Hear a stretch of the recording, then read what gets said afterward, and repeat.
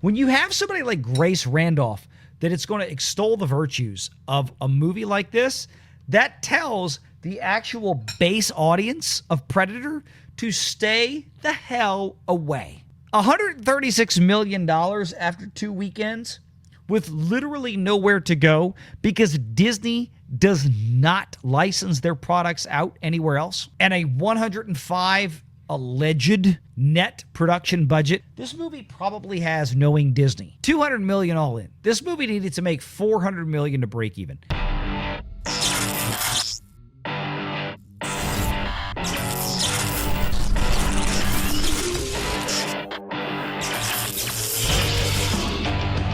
Renegade Online. This is the next thing that Disney is starting out with. Oh, it started out great. It did it as the biggest Predator movie. Yeah, okay, no, not when you adjust for inflation. Especially compared to AVP. Yeah, exactly. Now, I mean, what was the budget on this one? Because this was only like $105 million. Ooh, it was more than I thought. Okay. Why'd they spend so much on this?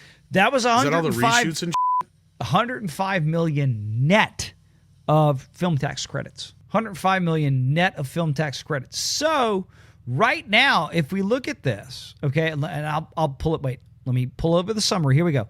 Production budget, and verified this through Deadline and Variety. Production budget 105, and that is net of film tax credits from what Deadline said. So just for everybody's edification out there. When we go to the box office here, look at the weekend. It's projected to be down 68% in the second weekend. This is a Marvel mess. And let me tell you what, it's not like anything this weekend that we already covered was like a huge banger that was major, overwhelming competition for this. Obviously, The Running Man did not do that well, right? And The Running Man had all the IMAX screens.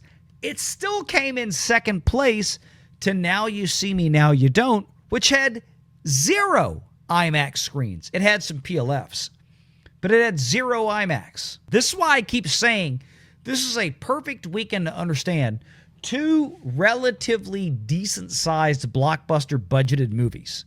Now You See Me and The Running Man, both which came in with nearly, kind of $100 million budgets for their filming. Competition in the theaters.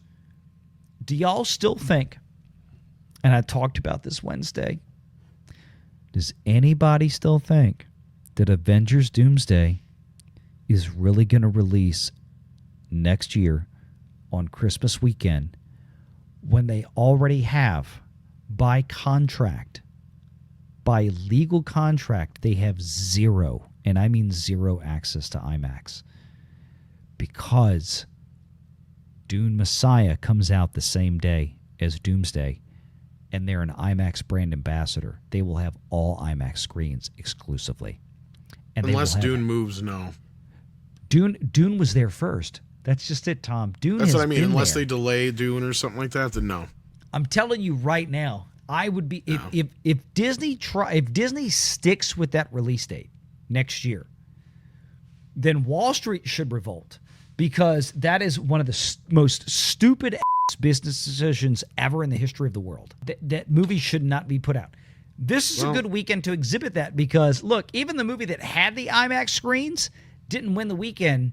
But the point is, they're consuming each other. I mean, I'm not trying to say that Doomsday would fall in terms of box office to Dune Messiah. I think probably if they go head to head, if this sticks, Doomsday will probably outperform Dune Messiah. I don't think that's a hard hill to get over. But if you're Disney, why the hell would you do it anyway? Because you've already cut your feet off, because all of the $23 or $24 per ticket screens you have 0 access to. No. You're literally cutting 25. It's going to get pushed to spring.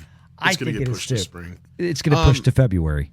Well, and here's the thing. Overall with the box office, because we've had a really rough year at the box office, and I know you and I know that they can fix this tomorrow. It's an easy fix. Besides, I mean, yes, you need to make some better movies, but the proof is in the pudding when a good movie does hit, because people will go see it. Yeah. Right. So but the other thing is once a movie hits, then you know that the thing is going to sit in theaters for at least a little bit, and that's the problem. They've been pushing movies too fast to streaming. They need to slow down. Yeah. I know that they're going to like, well, what do we do now that it's too late? No, it isn't too late. Like I just posted, what was it, today or yesterday? Because it's the anniversary of Batman being released in 1989 on home 89. video. I saw that. Most people don't remember, but that was a big deal. There's even a news broadcast about it on YouTube somewhere. You can find out. 5-6 months. Yeah. Yeah, it was only 5 months from release date, and the theaters lost their minds. Yep. They were like, "Are you kidding us?" They were even starting to make some threats to Warner Brothers and all this shit because they wanted to get it out for Christmas. Yeah, Warner Brothers wanted the videotape out they wanted it out for Black Friday is what they wanted. They wanted it out the week before Thanksgiving. And the theaters are like, "You're insane. This movie's still playing," because back then we weren't used to movies coming out right away. So we knew if we wanted to see them, we had to go see them in the theater. And guess what? A lot of us kids went to see Batman a lot of times in the theater in 1989. That's why that movie's so big. It was basically $1 billion film now, right? So, I mean, even with inflation, you check it out. I'm pretty much accurate on that. So you have the same problem now, and that is there's nothing out there, A, that people want to see. And when there is, they're like, well, I can wait for Running Man. You know, it's going to be on Paramount Plus in a month. Why should I go see it now? Because you got a desire to see it. I know a few people who want to see it, but I know a lot of people are just like, I was one of those people. I was like, you know, it might be decent, but at this point, I might as well just wait for streaming. Because it's going to be on streaming in, 36 days anyway, or whatever it is that the VOD comes out. So, yeah. It's changed the dynamic. I think, completely. I'm hoping that Netflix kind of, I think when they get in the game, if they do it right, like I was incredibly frustrated when I watched Frankenstein. That movie is... That movie is gorgeous. Every frame is a work of art, and I wanted that thing. It was in theaters, although limited, but I wanted it to be like. I know they put it in theaters so Del Toro could get the Oscar minimums out there. It'll probably get a bunch of technical knowledge. I hope it will. I hope it will get. I hope Del Toro wins Best Director for it because honestly, between that and F1, which I rewatched, I got the 4K Steelbook, watched it, over the weekend. I mean, between Joe Kosinski and Del Toro, somebody out there want to fight me on who was a better director this year? Have at it, because you ain't going to convince me otherwise. But it's a shame that more of these things weren't, given their due. That being said, I want to go back to this for a minute, and I just had Renegade Jr. bring me my laptop because I had a few clips I've got to share with y'all. We're going to do a little commercial break here, but it's going to be fun. Really, really fun, I promise you. Predator Badlands, I mean, you look at this. This movie's basically dead. This is another dead-ass Disney movie. You look at the box office, a 70% almost drop in the second weekend. That matches Captain Marvel, the Marvels, whatever. This matches the Eternals. I mean, this matches the worst of the worst of the worst.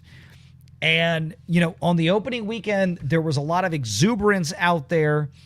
There were the typical Disney shills. You had the Grace Randolphs out there that we poked fun at, talking about how she thought this was the best Predator movie ever. And blah, blah, because it was a girl movie. This is another girl movie that shouldn't have been a girl movie because nobody wants to watch a f***ing romance story in a Predator movie. They've lost the plot. And it seems like for as long as Disney has been able to maintain their, again, this is a pattern, Tom. It's a pattern. This is the point. Star Wars never had a chance because all of the OG boys left. Star Wars came over with Kathleen Kennedy in charge. That franchise was f***ed from day one. At least with Marvel, with that $4 billion spend, you had that architectural roadmap from Jon Favreau. And then as soon as Marvel came over and they got things going, Disney cajoled Favreau into coming in and, hey, we need your help with other stuff. We want you to work with John Lasseter, for example. and give us Beauty and the Beast and some of this other stuff. We need to put your handprint. And that worked. He left Marvel, and by the time we got to Marvel Phases 4 and 5, all of the original architecture was gone. Kevin Feige and Bob Iger effectively were left in charge, and it went to shit. Pixar, same thing. They got rid of John Lasseter. The Criterion edition of WALL-E that just came out, I watched this past week. Gorgeous transfer. I loved it. One of the greatest films I think ever made. Definitely one of the greatest film I think Pixar has ever made. They're not making that anymore. That's gone. The Fox stuff, you know, Disney had for several years left Fox alone, and they can't even technically call it that anymore. But yeah, that's my point. Is like they left Fox alone, and they allowed Fox to just make Fox like 2018. Shogun was acquired and went into pre-production. Disney left that team at Fox and FX the hell alone. And Hiroyuki Sanada and the crew made one of the greatest television shows of all time with Shogun. Now they're making Shogun Season 2. I can only pray to Jesus that Hiroyuki Sanada still has the clout to where he can go tell Disney to, pardon my French, fuck off and let him make a show. The rest of Fox, I don't think that's happening anymore. And that's why we get, you know, Predator Badlands like this. This was a stupid movie. I haven't watched it. And if you guys don't like the fact that I'm commenting on this and that I haven't watched it, I don't care. Go pound sand and piss off. I don't need to go lick a turd to know it tastes bad. I haven't really watched a Predator movie in years, except for the original, because that's the only one that mattered. This looked like ass. And look, I liked Prey. I thought Prey, it wasn't a movie, it was on Hulu. I thought Prey was actually really good. I enjoyed that. And that had a chick as the lead. Valiant's an incel, and he doesn't like female. No, I thought Prey was actually really good. It was a good story. This looked like dog shit. I had no interest in seeing it. And apparently the rest of the audience didn't have any interest in seeing it either. When you have somebody like Grace Randolph that it's going to extol the virtues of a movie like this, that tells the actual base audience of Predator to stay the hell away. $136 million after 2 weekends with literally nowhere to go because Disney does not license their products out anywhere else. And a 105 alleged net production budget. It's Disney. That means it's probably more. And probably another $80 million or to $90 million at least in global marketing. This movie probably has, knowing Disney, and I keep being proven right with their financial reports over and over again. $200 million all in. This movie needed to make $400 million to break even, and ain't coming close. Make sure you're subscribed to Valiant Renegade and join us every Sunday at 6 p.m. Eastern for the live show.